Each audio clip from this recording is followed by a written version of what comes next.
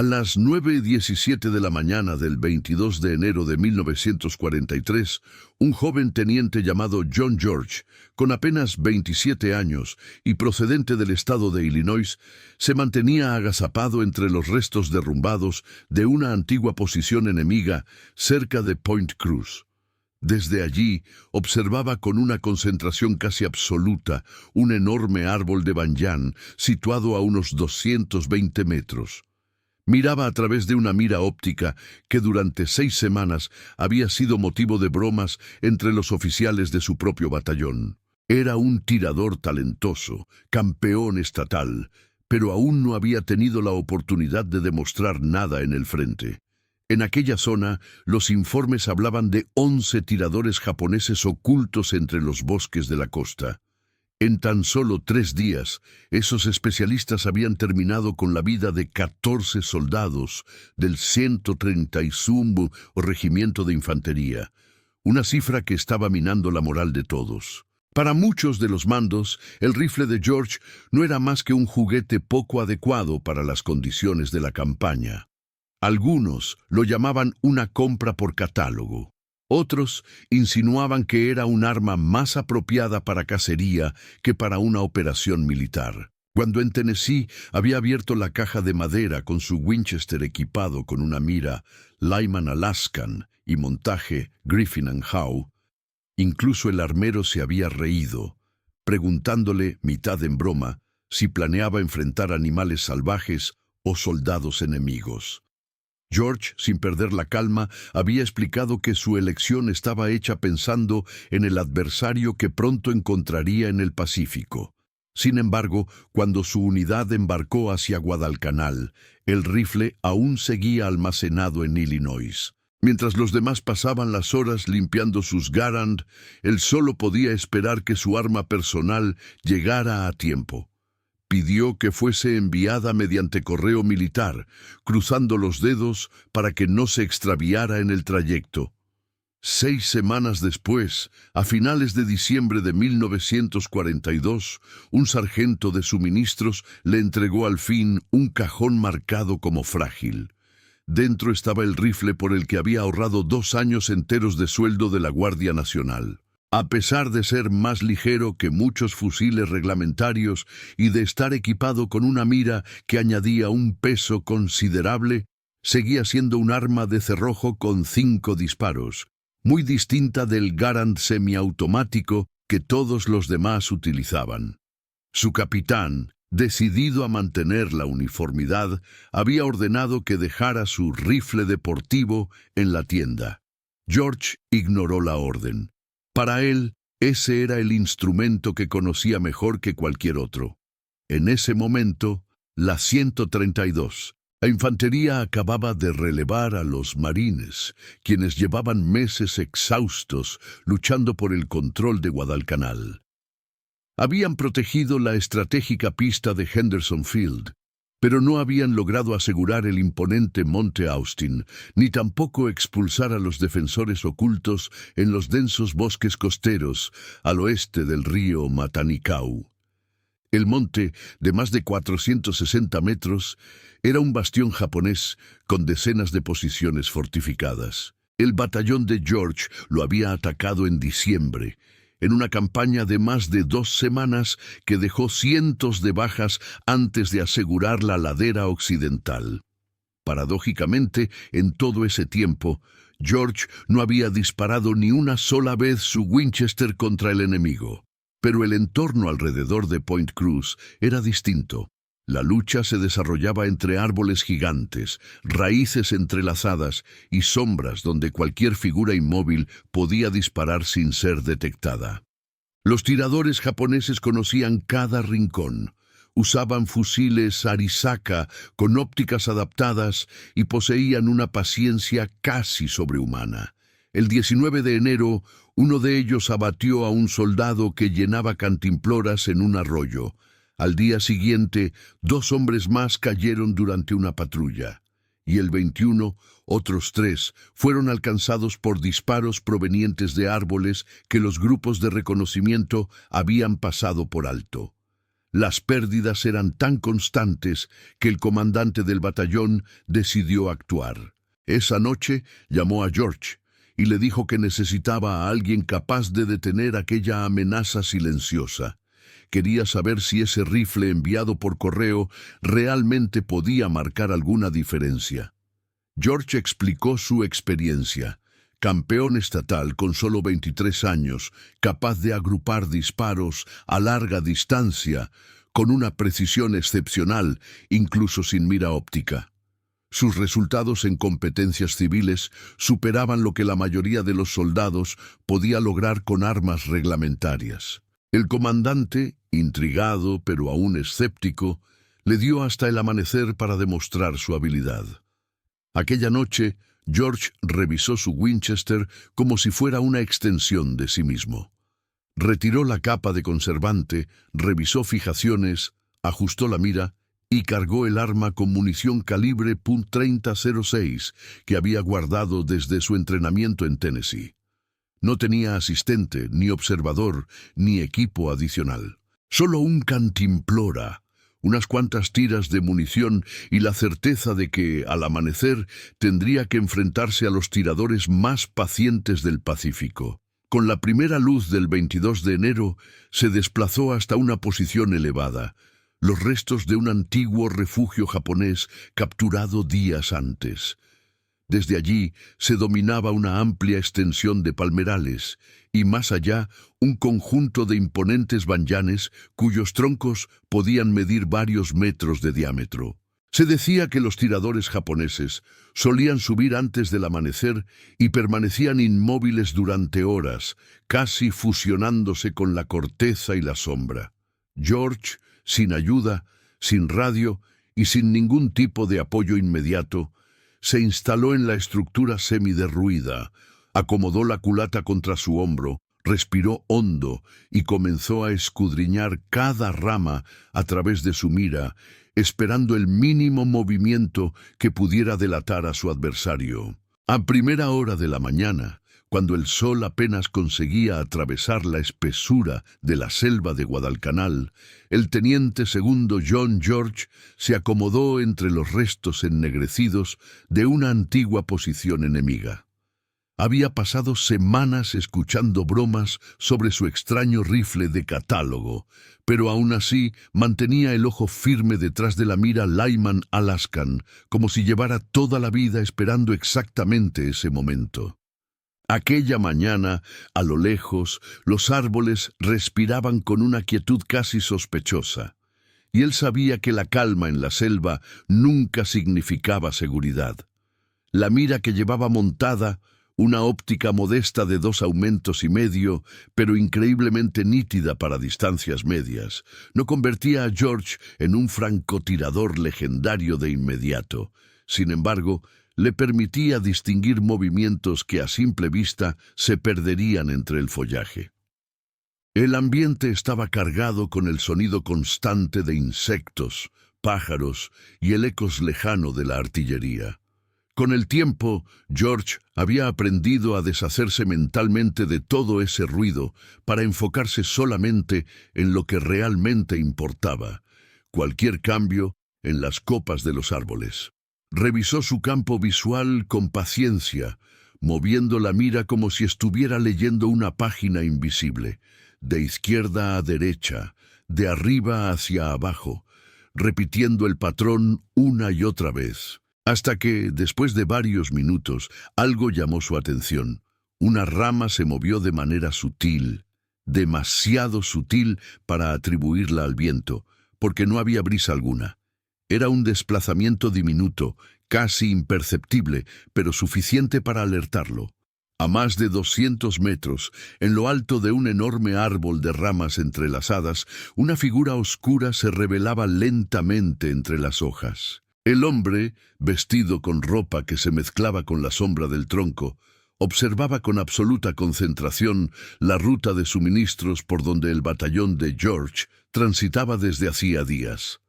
Era el tipo de posición que un especialista en camuflaje elegiría, elevada, oculta y con una vista privilegiada del terreno. George ajustó la mira con 2 clics a la derecha, calculando la mínima desviación del viento, que apenas existía. Controló sus respiraciones como había entrenado años antes, afinando cada movimiento hasta que el disparo formara parte del ritmo natural de su cuerpo.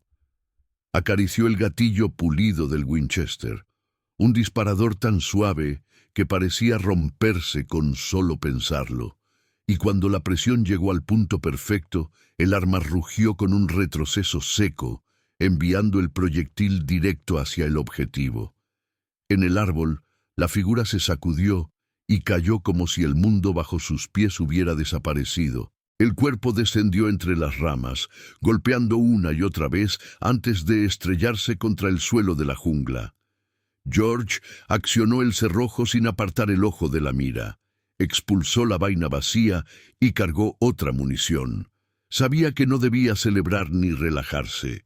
Donde había un tirador oculto, casi siempre había otro vigilando. Los especialistas enemigos solían trabajar en parejas, y el compañero del hombre caído seguramente estaría muy cerca, atento, quizás ya intentando identificar de dónde había venido el disparo. George exploró los árboles colosales con movimientos lentos y precisos.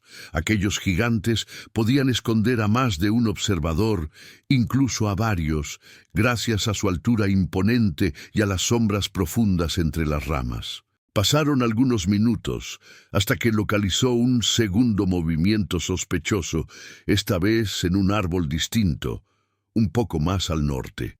La silueta descendía apresuradamente por el tronco, intentando reposicionarse antes de que fuera demasiado tarde. George anticipó la trayectoria, apuntó a donde la figura estaría un instante después y apretó el disparador. El impacto hizo que el segundo hombre se desplomara hacia atrás, y su arma cayó chocando contra las ramas mientras descendía. 2 disparos, 2 enemigos neutralizados, pero George no se permitía ni siquiera un suspiro de alivio. Recargó de inmediato desde un peine metálico, mantuvo su respiración regular y volvió a escanear el terreno con la misma disciplina con la que competía antes de la guerra. Para él, aquello no era muy distinto a una jornada de práctica en Camp Perry, con la única diferencia de que ahí los blancos no disparaban de vuelta. A mediados de la mañana, mientras el calor aumentaba y los sonidos de la selva se volvían más intensos, un impacto súbito golpeó una de las sacas de arena a pocos centímetros de su rostro.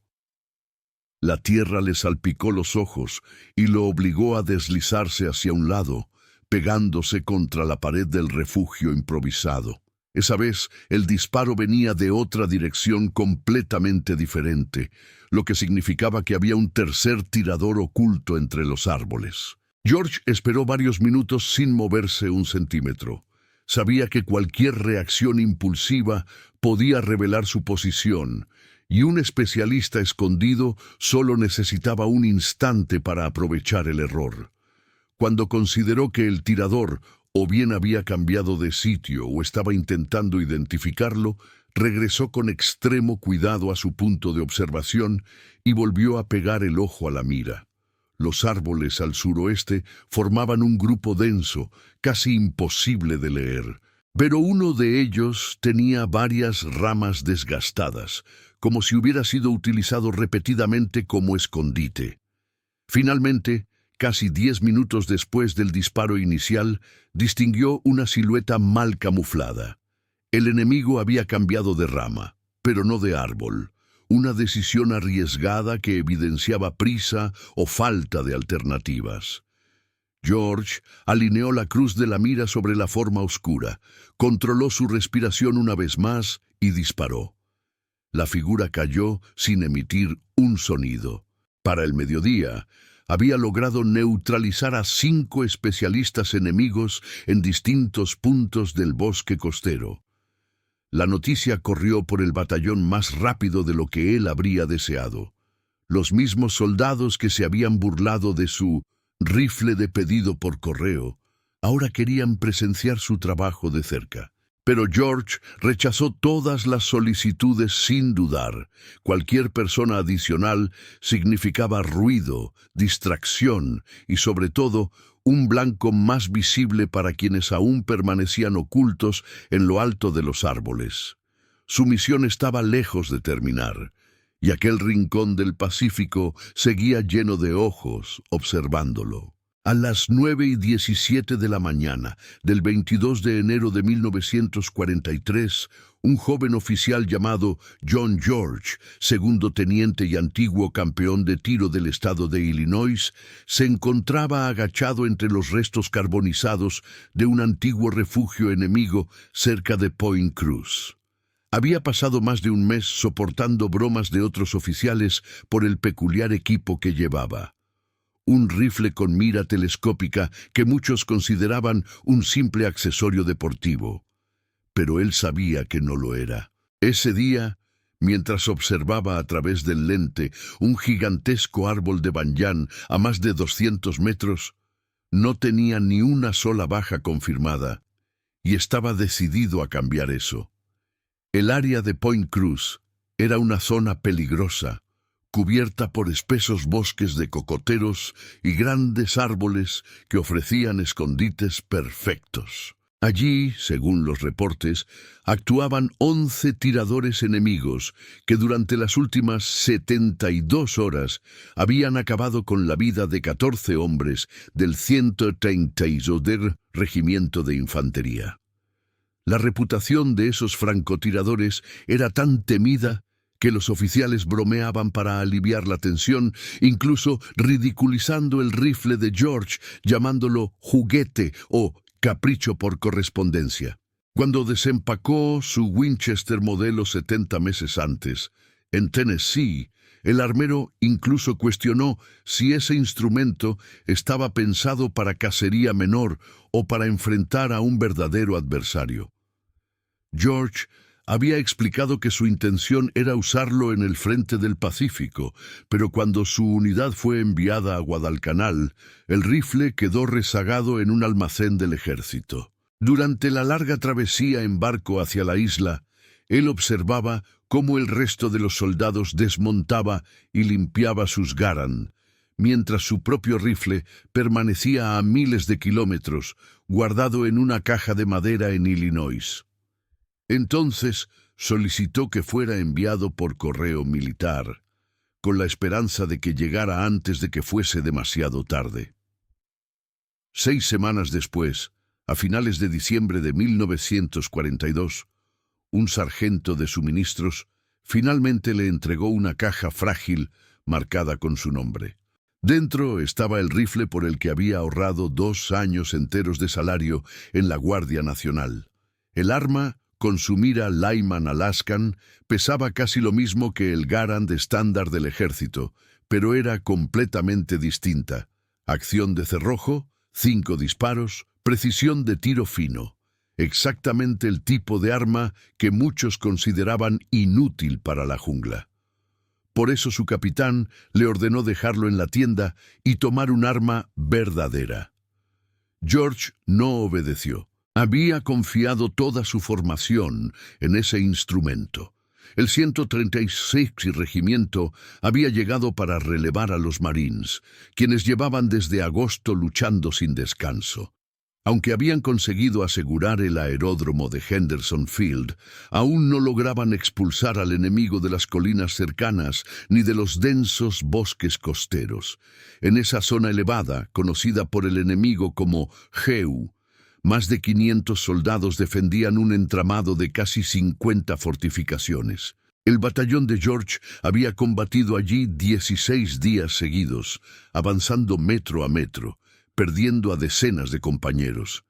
Y pese a tanta acción, George aún no había disparado su Winchester ni una sola vez en batalla. Pero el terreno en Point Cruz era distinto. No había posiciones fijas, ni búnkeres, ni líneas visibles. Había árboles gigantescos, humedad sofocante, sombras que engañaban a la vista y enemigos que se quedaban inmóviles durante horas y horas. Algunos de ellos eran tiradores expertos que conocían la selva como si fuese un mapa grabado en la piel. Se ocultaban en lo alto de los banyanes, equipados con rifles Arisaka con mira, preparados para esperar al soldado desprevenido que cometiera un error. En los días previos al 22 de enero, esos especialistas demostraron por qué eran temidos. Mataron a un cabo que llenaba cantimploras en un arroyo. Emboscaron a una patrulla completa y eliminaron a un soldado con un disparo tan preciso que la unidad había pasado 2 veces por debajo del árbol sin detectarlo. Esa misma noche, el comandante del batallón mandó llamar a George. Los hombres estaban cayendo más rápido por los tiradores ocultos que por las enfermedades tropicales, y necesitaba a alguien con auténtica habilidad. Quería saber si ese famoso rifle por correo podía demostrar algo real. George explicó sus antecedentes: ganador del campeonato estatal a 1000 yardas con solo 23 años, grupos de tiro minúsculos a largas distancias, dominio absoluto del gatillo y la respiración. El comandante le dio una oportunidad de mostrar al amanecer que podía usar esa arma para proteger a sus compañeros. Esa noche, mientras la mayoría dormía, George limpió su rifle, revisó los anclajes de la mira y cargó 5 rondas cuidadosamente guardadas desde Tennessee. Cuando el sol del 22 de enero comenzó a levantar la neblina, George se ubicó dentro de las ruinas de un refugio enemigo capturado días antes. Desde allí tenía una vista privilegiada de los bosques de cocoteros, una zona donde la inteligencia reportaba múltiples posiciones de tiradores. Los banyanes de esa región podían alcanzar alturas colosales, y un hombre encaramado antes del amanecer podía permanecer invisible todo el día.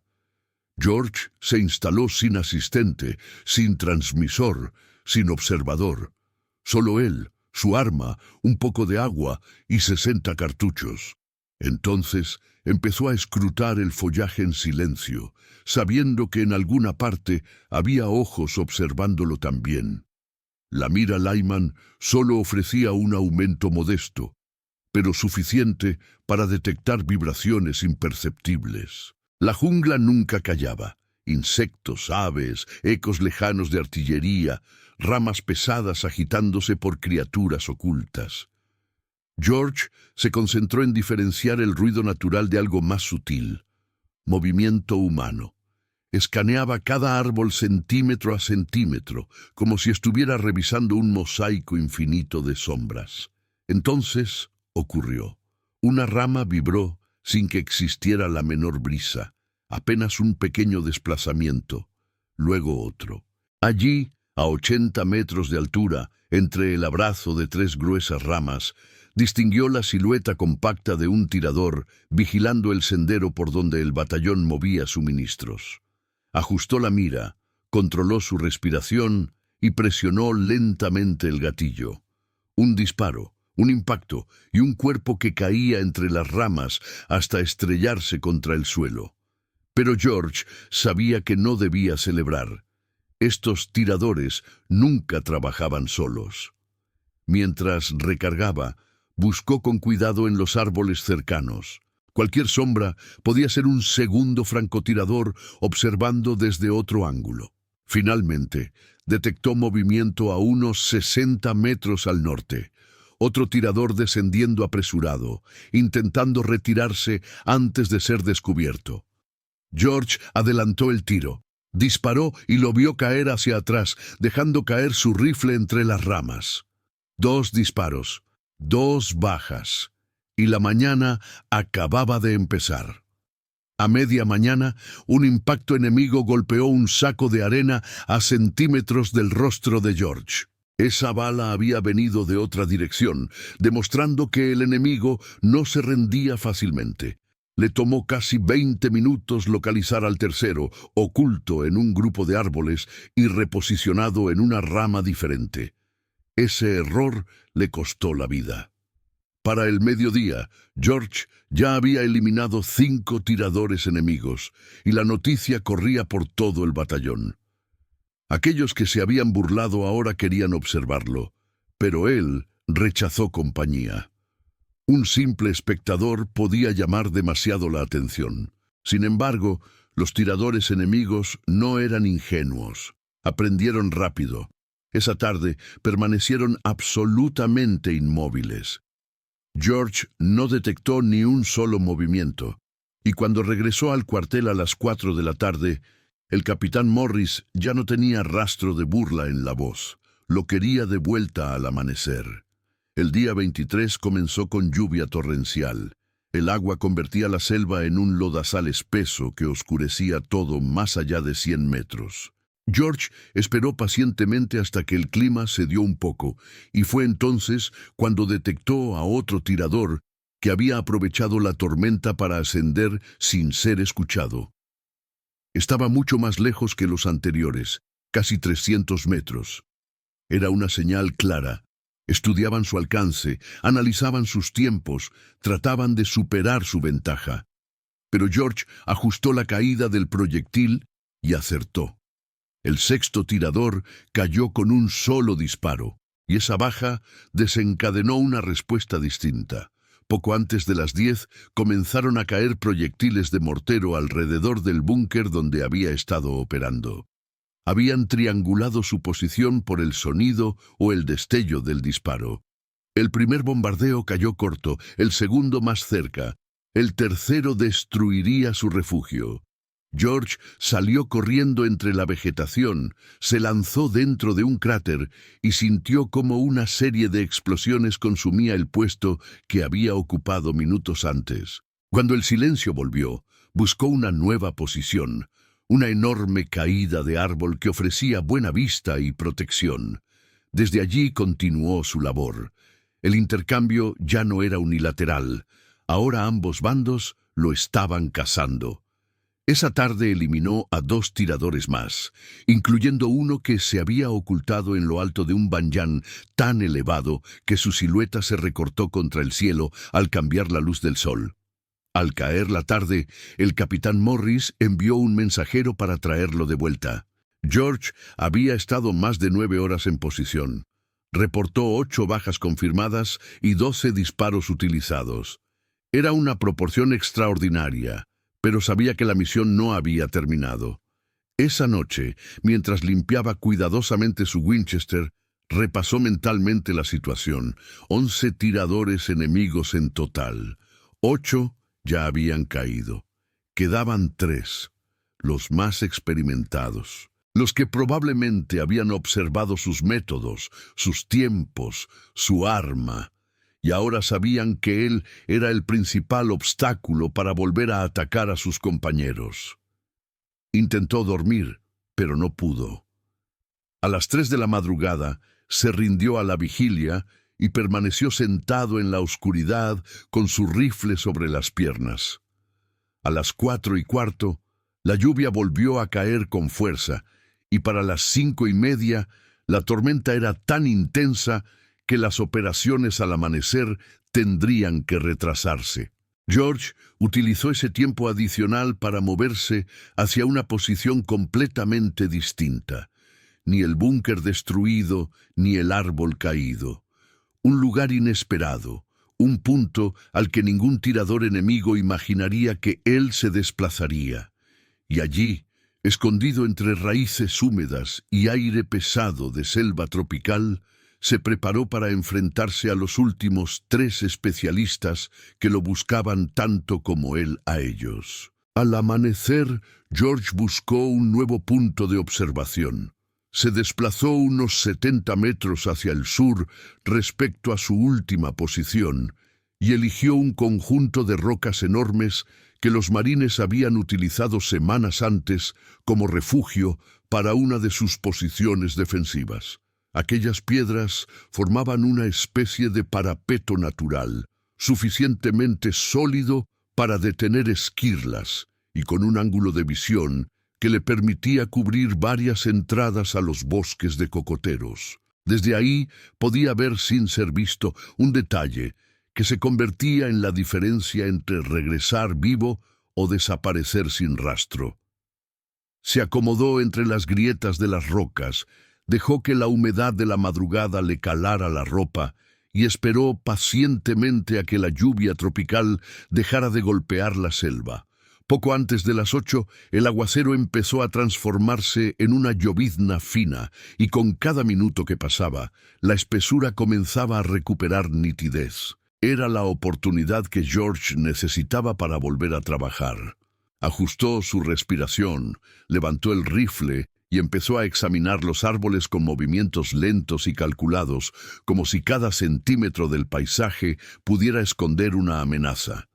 A las 8:17 detectó algo que no encajaba.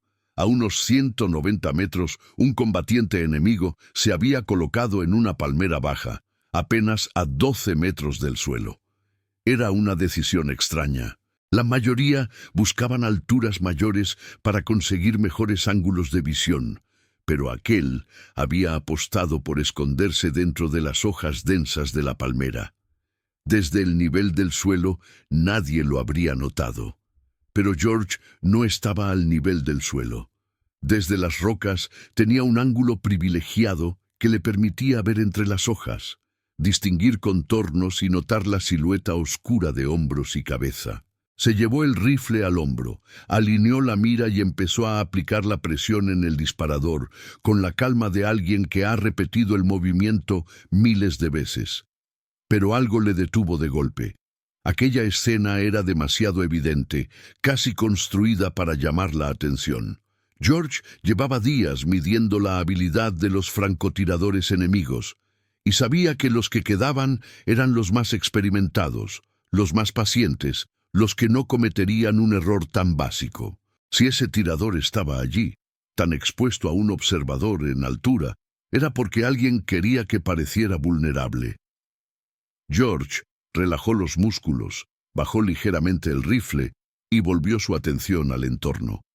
Si la figura en la palmera era una distracción, entonces el verdadero tirador tenía que estar en algún lugar cercano, en un punto desde el que pudiera vigilar al cebo, esperando a que alguien mordiera el anzuelo para responder inmediatamente.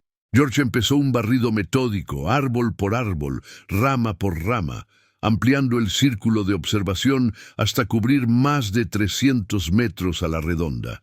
11 minutos después encontró lo que buscaba. En lo alto de un gigantesco banián, aproximadamente a unos 80 metros al noroeste de la palmera, vio una sombra parcialmente oculta entre lianas gruesas y ramas cruzadas. Estaba perfectamente camuflado, en una posición desde la cual podía observar el punto donde George había estado los días anteriores. El enemigo esperaba que George regresara a su antigua posición o que disparara al señuelo para delatarse. Era una situación complicada. Si George disparaba primero contra el tirador oculto, el sonido del arma lo delataría y el adversario podría cambiar de posición antes de que él pudiera cargar un nuevo proyectil. Pero si no hacía nada, el enemigo acabaría sospechando que George había cambiado de lugar y comenzaría a buscarlo.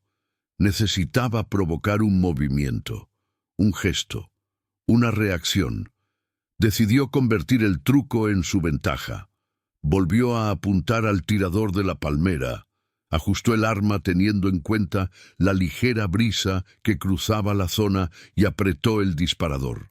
El señuelo se desplomó entre las hojas, y en el instante en que George oyó el impacto del cuerpo contra la vegetación, giró el rifle hacia el banián. Sabía exactamente lo que iba a ocurrir. El tirador oculto giraría la cabeza, buscaría el origen del disparo, y aunque solo fuera por una fracción de segundo, generaría un movimiento perceptible. Ahí estaba. Un pequeño desplazamiento del hombro casi imperceptible entre las ramas, pero suficiente para quien llevaba 3 días observando patrones en la espesura. George alineó la mira y disparó antes de que el enemigo pudiera completar el giro. El cuerpo cayó desde más de 27 metros, seguido por su arma que rebotó contra varias ramas antes de desaparecer entre la maleza. 2 disparos, 2 bajas confirmadas. Pero con ellos, George también había dejado claro a cualquiera que estuviera observando desde la selva que había cambiado de posición. No podía quedarse allí. Agarró el rifle, recogió su munición y se lanzó a correr agachado, pegándose lo más posible a la línea de rocas, hasta llegar a una zanja natural de drenaje a 40 metros. Se dejó caer dentro, sintió el barro frío cubrirle los brazos y permaneció inmóvil, respirando despacio, esperando a ver quién respondería al ruido. Apenas 6 segundos después de abandonar su última posición entre las rocas, una ráfaga intensa de fuego automático barrió el lugar donde había estado acostado. La lluvia de proyectiles levantó nubes de polvo, astillas de piedra y fragmentos que habrían alcanzado de lleno a cualquiera que permaneciera allí. El ataque duró apenas unos segundos, pero lo suficiente para recordarle que cualquier error, incluso uno pequeño, podía ser definitivo. Cuando el silencio volvió a imponerse sobre la jungla, George respiró hondo. Contó hasta 60 en su mente y volvió a moverse con la calma de alguien que ya había asumido que la paciencia era su mejor protección. Esta vez avanzó hacia el este, unos 100 metros, hasta encontrar un cráter dejado por un proyectil de artillería que las últimas lluvias habían convertido en una piscina turbia. Se deslizó dentro sin pensarlo 2 veces, sintiendo cómo el agua le subía hasta el pecho. Desde allí, apoyó su Winchester sobre el borde del cráter, acomodó el cuerpo entre el barro frío y volvió a examinar la espesura del bosque con la misma precisión metódica que había demostrado desde el primer día. 10 enemigos ya habían caído. Solo quedaba uno, y George sabía perfectamente que ese último adversario sería el más disciplinado, el más observador y el más calculador. Había presenciado cómo desaparecían uno tras otro los miembros de su unidad durante 3 días. Había estudiado el comportamiento de George, la forma en que cambiaba de posición, el tipo de arma que usaba y las distancias desde las que prefería actuar. Estaba claro que en algún punto oculto de aquel laberinto verde, ese último tirador seguía analizando cada metro del terreno. George continuó revisando la jungla palmo a palmo. La óptica del Lyman Alaskan ampliaba lo que estaba muy lejos, pero no permitía distinguir con precisión si una sombra era solo una rama o la silueta de un hombre inmóvil. La jungla, esa mezcla interminable de tonos oscuros y vegetación densa, parecía diseñada para ocultar amenazas, y en medio de esa concentración absoluta, George notó algo que no había considerado. El 11º enemigo no estaba en las copas de los árboles. Se movía por el suelo. El movimiento apareció en el borde de su visión. Una figura baja, apenas perceptible, a unos 60 metros al sur. Avanzaba lentamente, casi arrastrándose entre hojas húmedas, raíces, helechos y troncos caídos. Estaba utilizando la vegetación más espesa para avanzar sin ser detectado, como si hubiera estudiado la jungla mucho antes de que George llegara a ese sector. El intruso se dirigía hacia las rocas donde George había estado oculto antes del ataque automático. Sin alterar su respiración, George permaneció sumergido hasta el pecho, con el arma ya apoyada y lista para disparar. Pero había un problema. El borde del cráter no le permitía ver bien al enemigo. Para conseguir un ángulo limpio, tendría que levantarse, y cualquier movimiento abrupto podría convertirlo en un blanco fácil. El enemigo se detuvo a las 09:52. Se quedó quieto, como un depredador que analiza cada detalle antes de lanzarse. Observaba las rocas, buscaba señales de presencia, algún brillo, un movimiento o incluso la vibración de una hoja. George no podía disparar. Tenía que esperar. La paciencia, más que la puntería, era la clave de ese duelo silencioso. A las 09:58, la figura volvió a desplazarse. Pasó de 40 a 35 metros, luego a 30, después a 25. avanzaba por el mismo costado por el que George había escapado después de la ráfaga de fuego automático. Entonces lo comprendió. El enemigo había visto toda la escena. Sabía que George había huido en dirección este, así que ahora recorría el camino más lógico, siguiendo el rastro como un rastreador experto. A las 10:03, el enemigo llegó a las rocas. Se acomodó dentro del nido antiguo, orientado hacia el este, justo hacia donde George debería haber ido. Desde esa posición esperaba detectar cualquier señal. Lo tenía a 38 metros, con la espalda completamente expuesta. Era un tiro sencillo incluso sin la mira, pero George no jaló el gatillo. Ese hombre había sobrevivido más de una decena de jornadas en ese terreno, mientras todos los demás habían caído. Jamás cometería un error tan básico como permanecer quieto en una posición tan vulnerable. Había algo más, un truco. Eso tenía que ser una trampa perfectamente montada. George continuó apuntando hacia la figura entre las rocas, pero abrió su visión a todo el entorno. Si ese era el señuelo, entonces otro enemigo debía estar cubriéndolo desde algún punto elevado, con un ángulo perfecto para ver a cualquiera que disparara. Y así fue.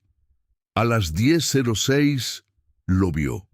70 metros al noroeste, escondido detrás de un tronco caído, un segundo soldado permanecía inmóvil, observando directamente el área donde George debería haber estado.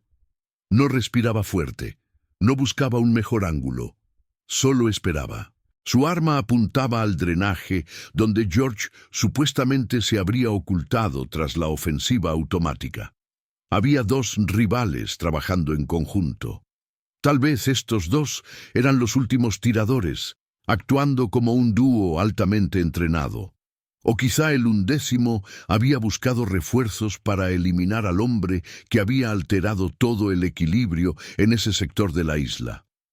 George entendió al instante que no podría disparar contra ambos antes de que respondieran. El Winchester, con su acción manual, le permitiría ejecutar solo un tiro antes de quedar expuesto en la recámara del segundo.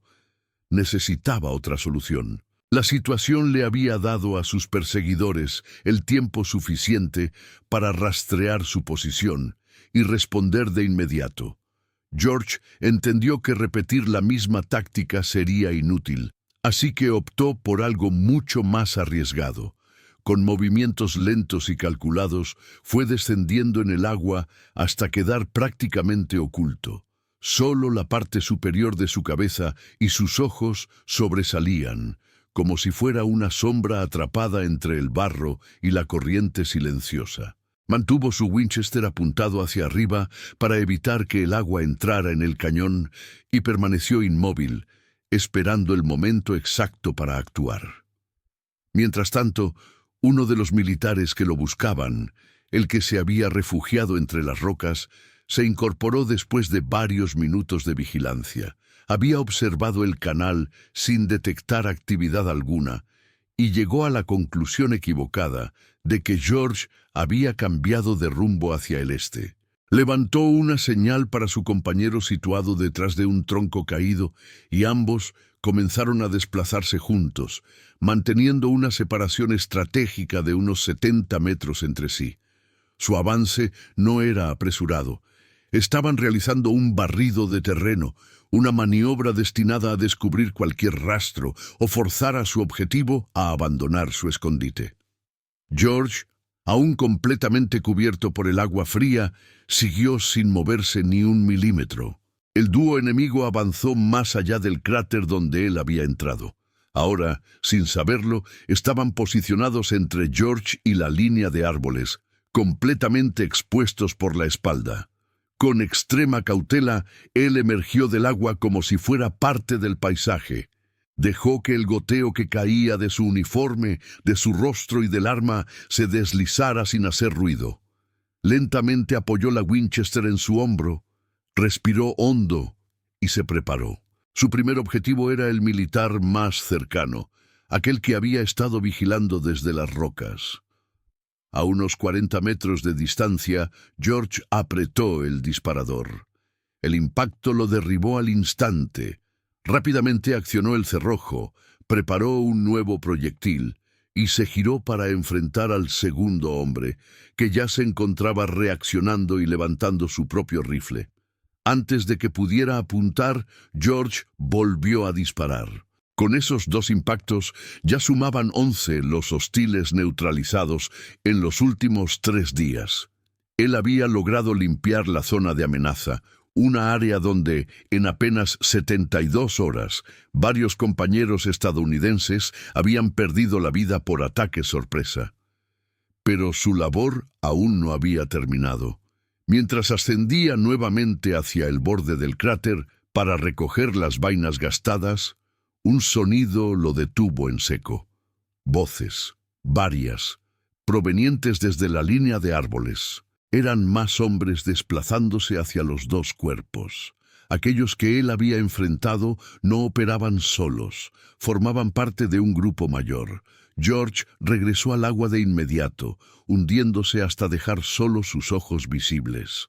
El agua estaba más fría y turbia que antes, y sus músculos temblaban tanto por el esfuerzo como por la tensión. Mantuvo la Winchester totalmente vertical para proteger el interior del cañón. Los murmullos se intensificaron. Podían escucharse pasos, ramas partiéndose, equipo metálico golpeteando. No eran francotiradores. Era un equipo de infantería, quizá en una misión de recuperación.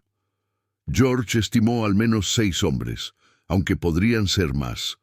Escuchó cómo se detenían junto al primer cuerpo, donde la distancia era tan corta que podía distinguir sus voces, aunque no comprendiera el idioma.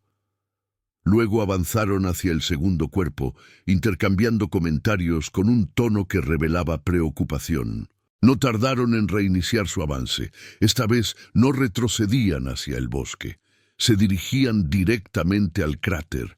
Habían encontrado rastros claros, huellas en el barro que llevaban desde las rocas hasta su escondite. George había sido extremadamente cuidadoso con el ruido, pero no con sus pisadas. Tenía 5 proyectiles en la Winchester y como mínimo 6 hombres acercándose. Las probabilidades estaban completamente en su contra, especialmente con un arma de cerrojo. El sonido de las voces comenzó a acercarse. 30 metros.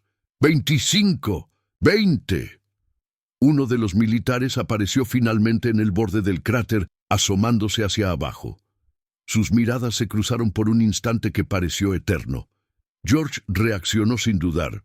Disparó desde dentro del agua. El hombre cayó hacia atrás. Sin perder tiempo, accionó el cerrojo bajo el agua, emergió parcialmente y se enfrentó a 2 figuras más que aparecieron en el borde. Disparó, recargó y volvió a disparar.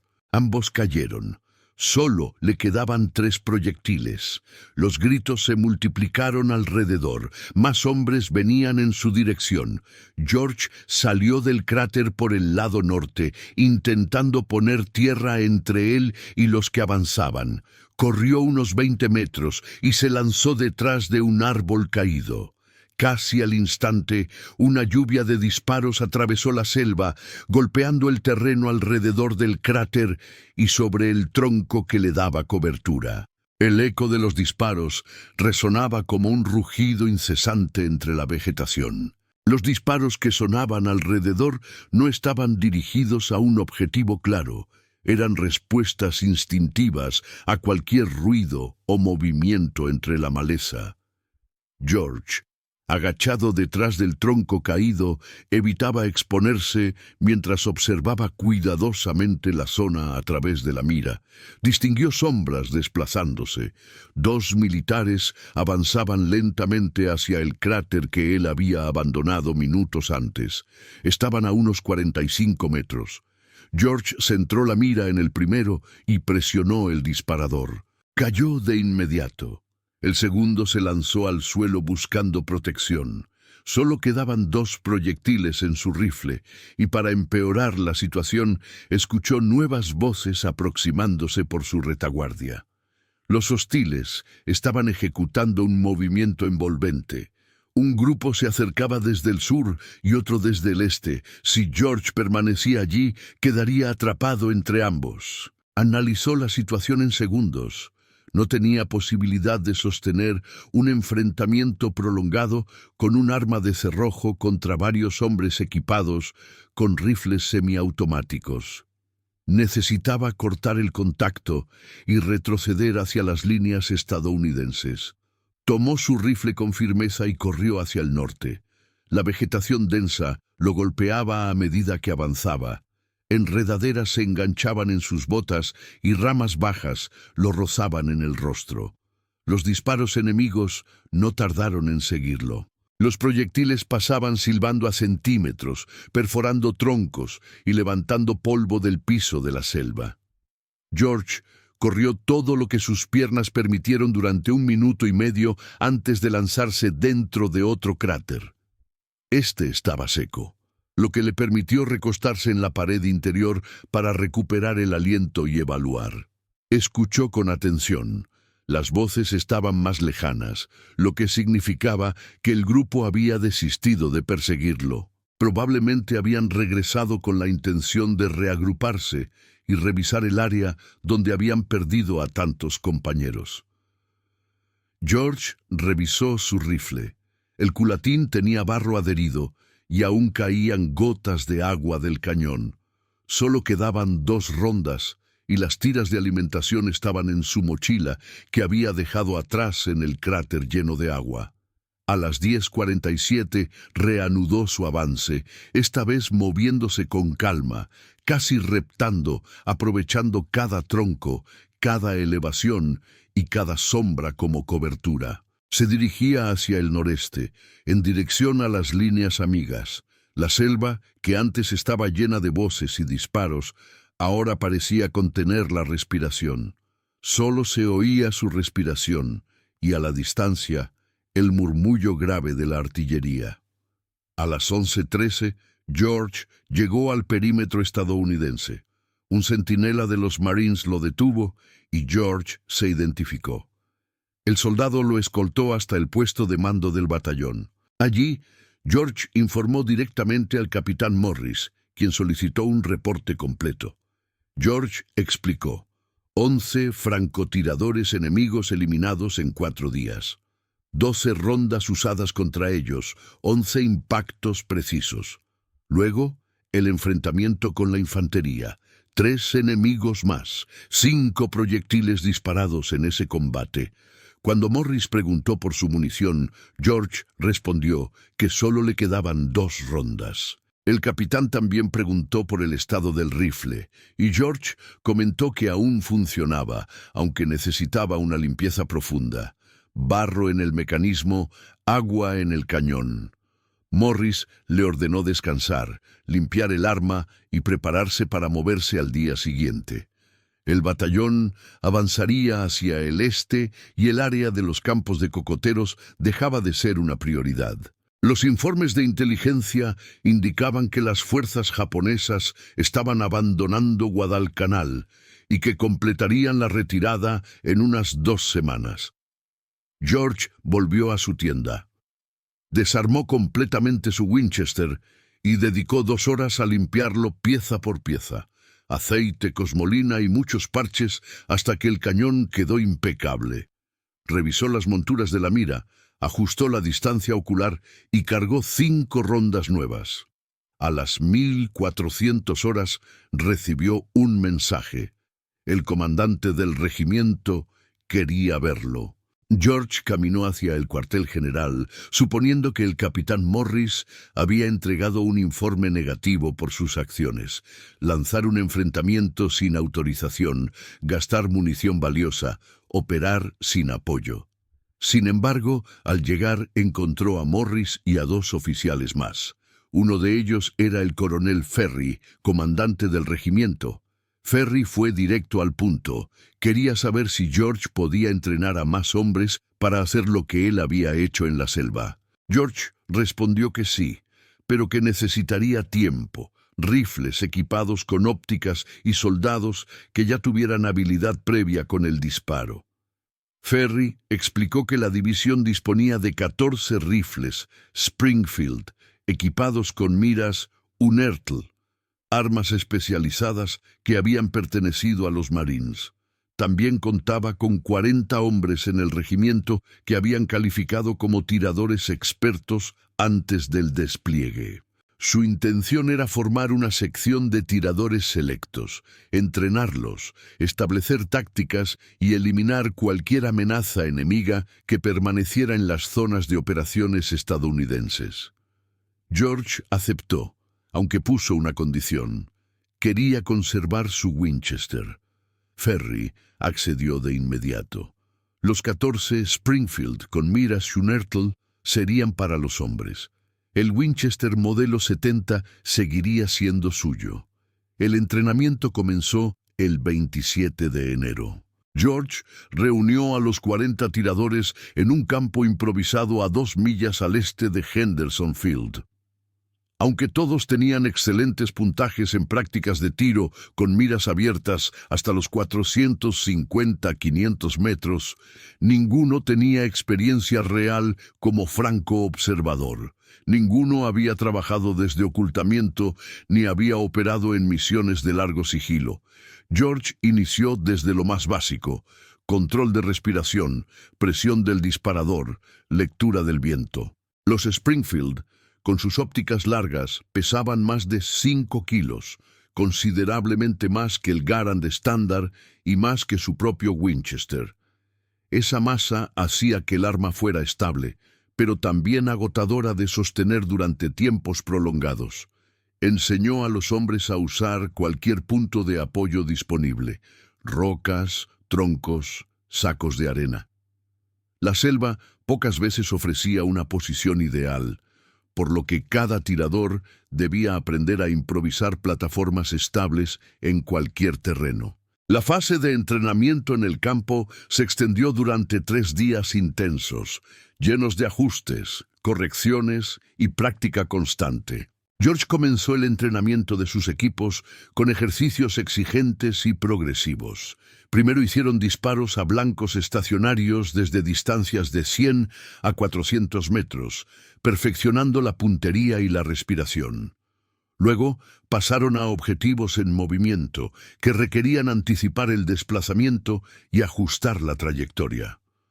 Finalmente, practicaron contra objetivos parcialmente ocultos entre la vegetación, simulando condiciones reales de combate en la jungla. Para el 30 de enero, 32 de los 40 hombres podían alcanzar de manera confiable un blanco del tamaño de un hombre a 300 metros, incluso bajo presión y con condiciones de campo difíciles.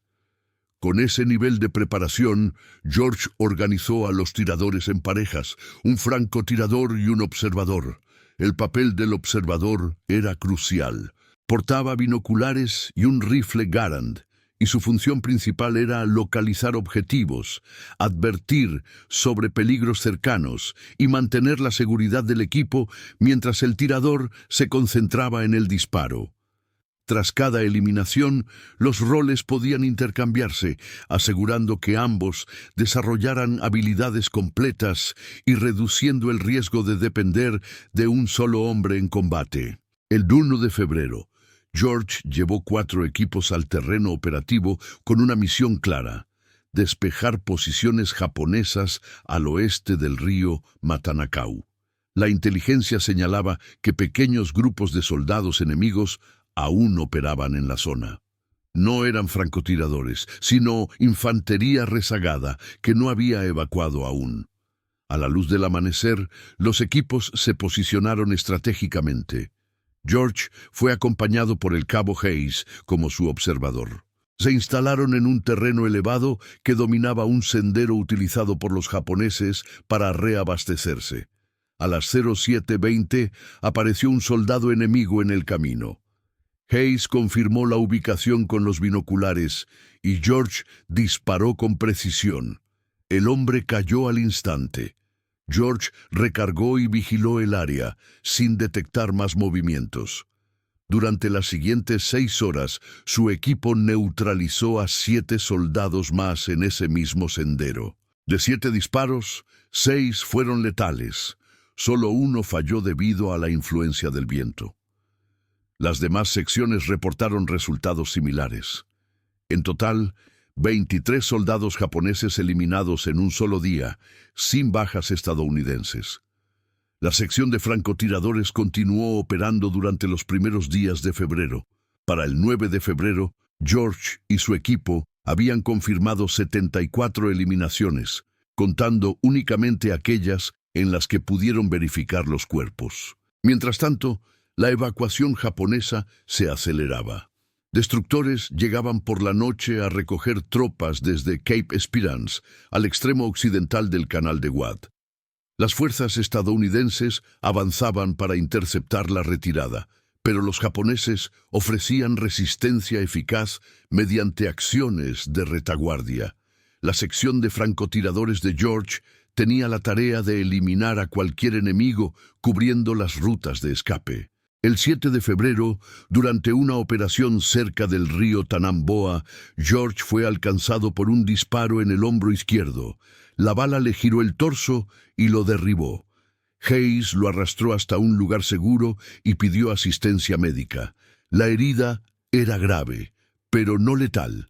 La bala atravesó músculo sin dañar hueso ni arterias principales.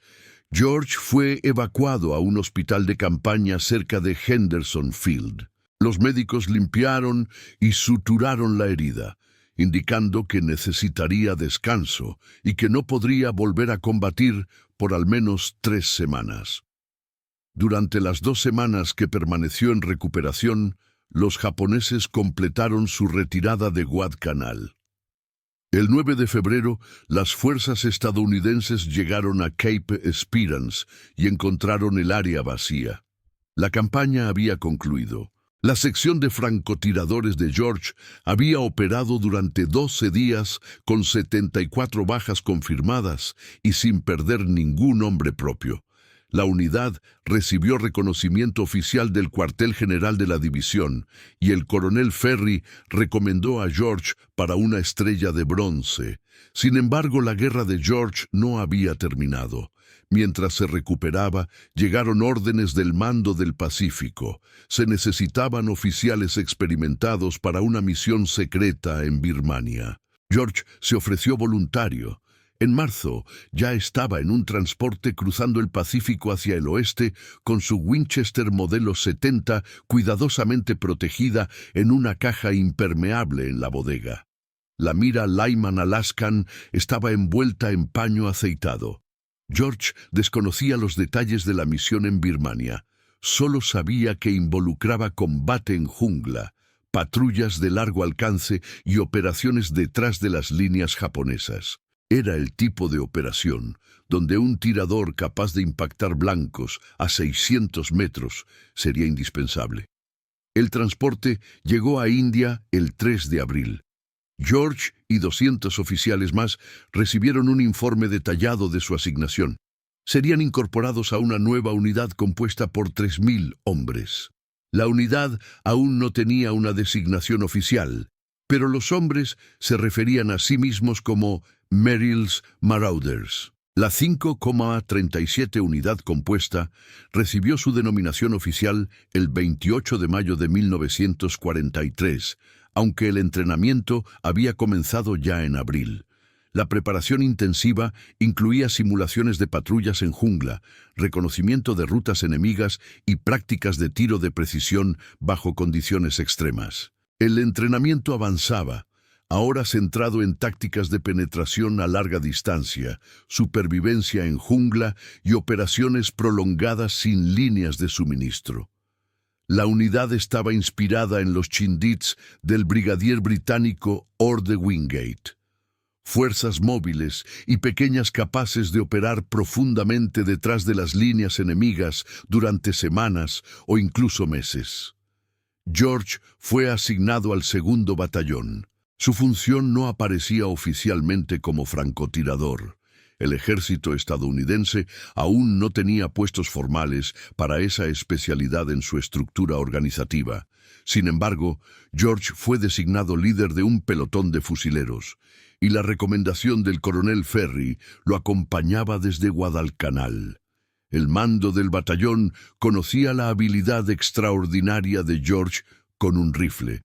El entrenamiento se llevó a cabo en el centro de India. Aunque el terreno era muy diferente al de Guadalcanal, los principios básicos seguían siendo los mismos: calor intenso, humedad sofocante, vegetación densa y visibilidad limitada. La jungla de Birmania sería aún más implacable: terrenos más escarpados, lluvias más fuertes y un enemigo que conocía la región como la palma de su mano.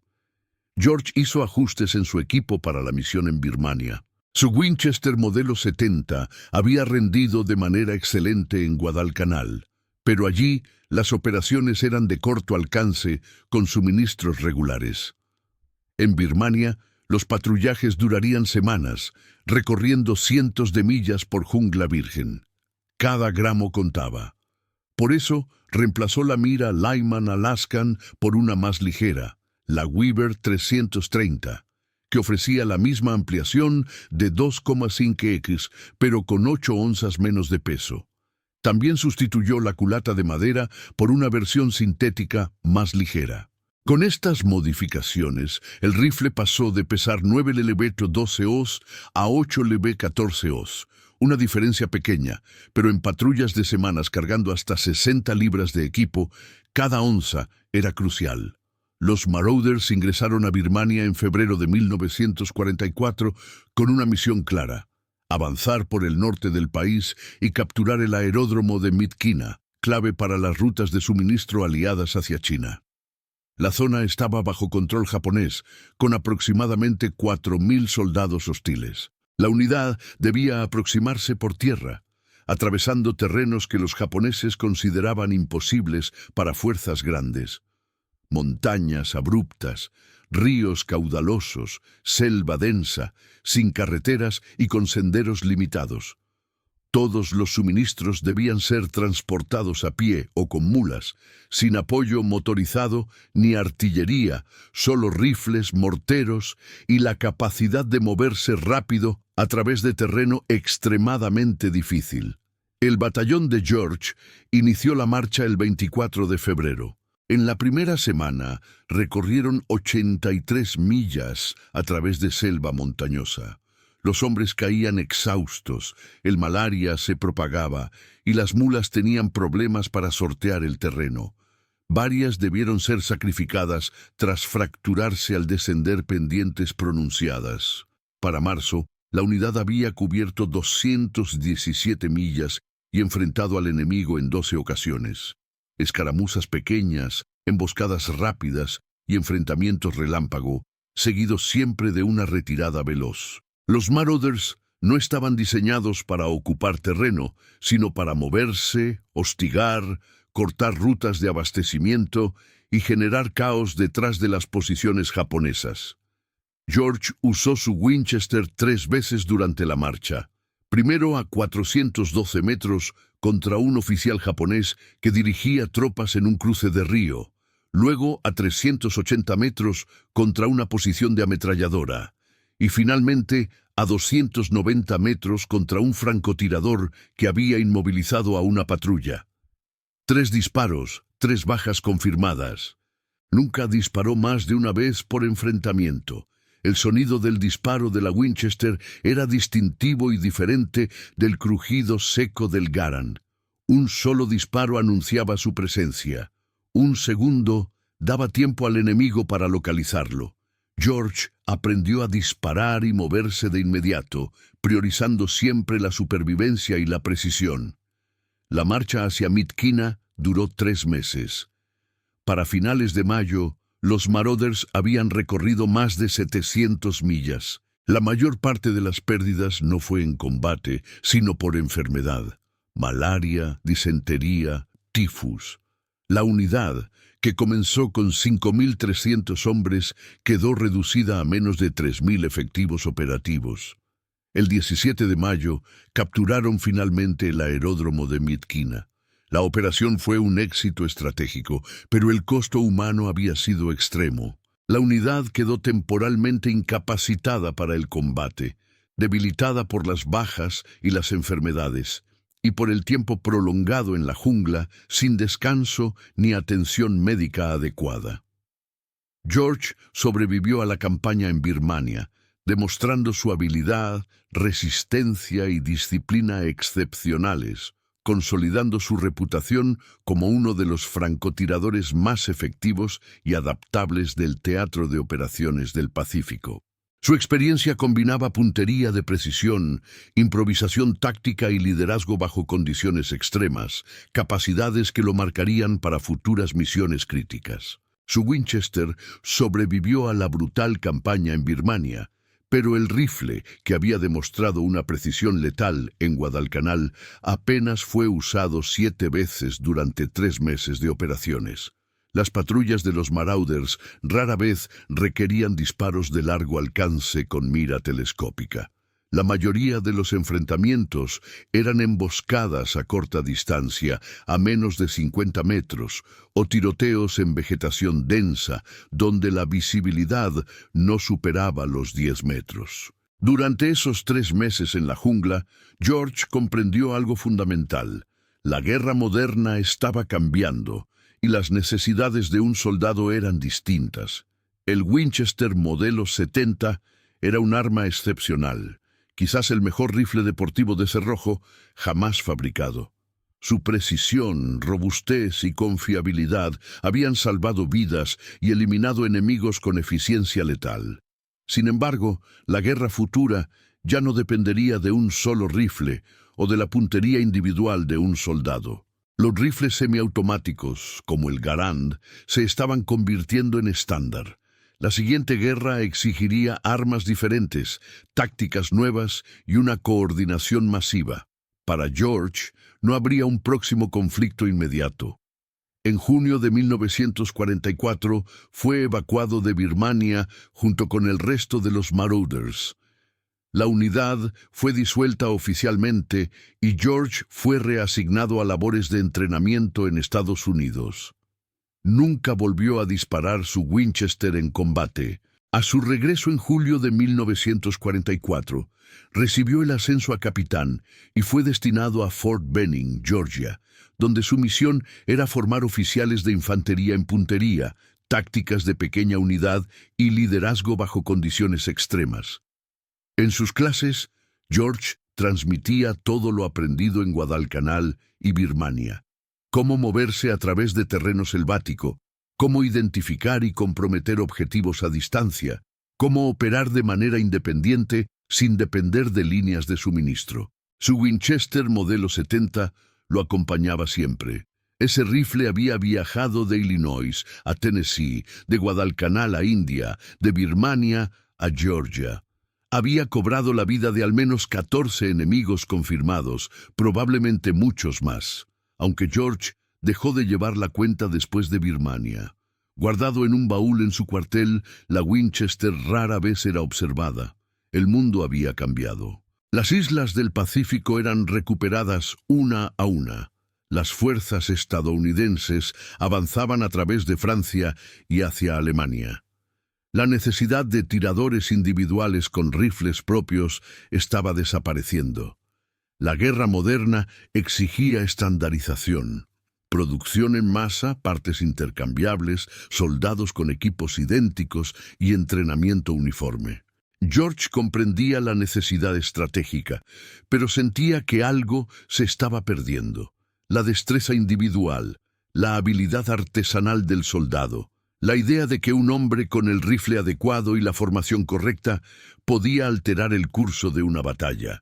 Finalmente, en enero de 1947, George fue dado de baja del ejército. Dejó el servicio con el rango de teniente coronel, 2 estrellas de bronce, una Purple Heart y la insignia de combate de infantería. Regresó a Illinois y se inscribió en la Universidad de Princeton con la ayuda del GI Bill. Allí estudió política y se graduó con los más altos honores en 1950, llevando consigo las lecciones de combate, disciplina y precisión que la guerra le había enseñado. Su Winchester modelo 70 quedó como testigo silencioso de una era en la que un solo hombre podía cambiar el destino de la batalla. Después de graduarse en Princeton, George pasó 4 años en Oxford y luego otros 4 en África Oriental Británica, estudiando política regional e instituciones locales. Eventualmente, se estableció en Washington, D.C., como director ejecutivo del Institute of African American Relations. Más tarde, se unió al Foreign Affairs Institute del Departamento de Estado como consultor y conferencista en asuntos africanos, compartiendo su conocimiento académico y práctico sobre política y desarrollo regional. Durante esos años, George nunca habló públicamente sobre Guadalcanal o Birmania. Tenía colegas que sabían que había servido en el Pacífico, pero nadie conocía los detalles de Point Cruz, los francotiradores japoneses, ni la Winchester modelo 70, que permanecía guardada en una funda en su casa. En 1947 decidió documentar todo lo ocurrido, no para publicarlo, sino como un registro personal. Quería dejar constancia de las armas, tácticas y métodos de la guerra en jungla mientras los recuerdos aún estaban frescos. Durante 6 meses escribió sin descanso. El manuscrito creció hasta superar las 400 páginas. Un amigo de la National Rifle Association lo leyó y le sugirió publicarlo. George se mostró reticente. El libro era técnico, lleno de descripciones detalladas de rifles, municiones y balística, contenido poco atractivo para el lector promedio. La NRA lo convenció de seguir adelante, y así, en 1947, el libro fue publicado con el título Shots Fired in Anger. Se convirtió en un clásico entre historiadores militares y entusiastas de armas de fuego, describiendo con precisión clínica las experiencias de George en Guadalcanal y Birmania. No había adornos ni exageraciones heroicas, solo hechos, observaciones y análisis sobre lo que funcionaba y lo que no en combate. Incluso hoy, el libro sigue en impresión y se utiliza como referencia para coleccionistas y estudiosos de armas pequeñas de la Segunda Guerra Mundial.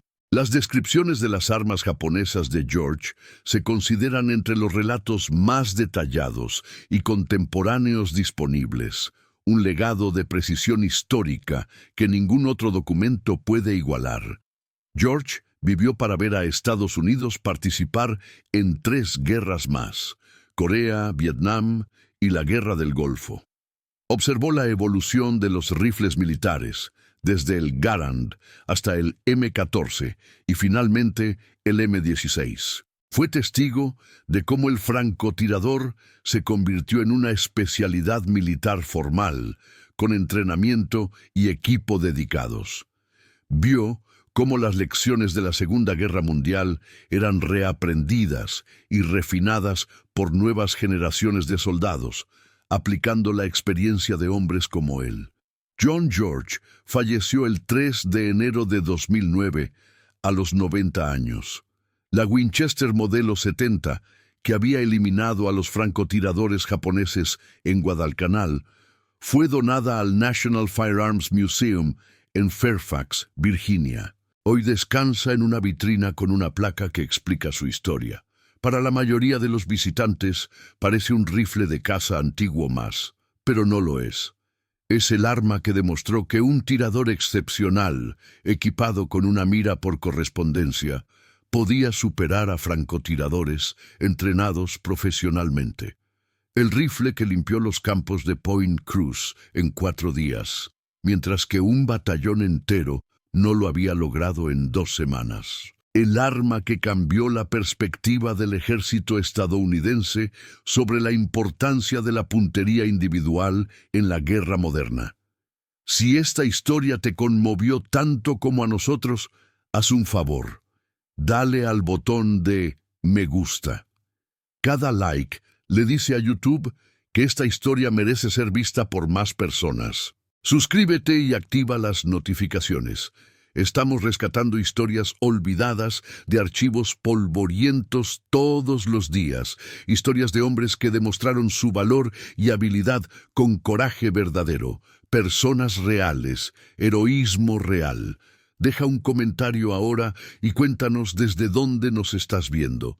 ¿Estás en Estados Unidos, Reino Unido, Canadá o Australia? Nuestra comunidad se extiende por todo el mundo. No eres solo un espectador, eres parte de mantener estos recuerdos vivos. Cuéntanos tu ubicación. Dinos si algún miembro de tu familia sirvió en el ejército. Solo queremos que nos digas que estás aquí. Gracias por ver este video y por ayudar a que John George no desaparezca en el silencio del tiempo. Hombres como él merecen ser recordados, y tú estás ayudando a que su legado permanezca vivo.